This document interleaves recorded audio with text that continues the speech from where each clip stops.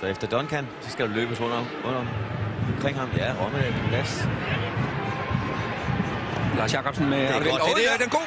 Sådan.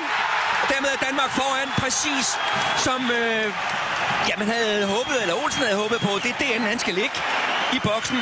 Og så trækker altså hele det kyprioliske forsvar til nærmeste stolpe, kan man sige. Men mesterligt indlæg.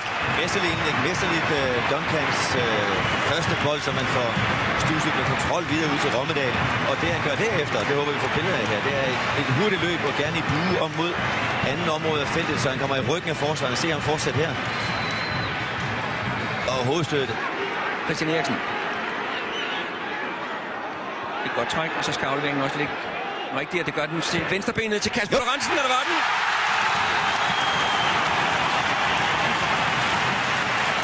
Han har haft et forsøg med det venstreben der, og så får han altså smækket den over det lange hjørne. Det er faktisk et svært spark.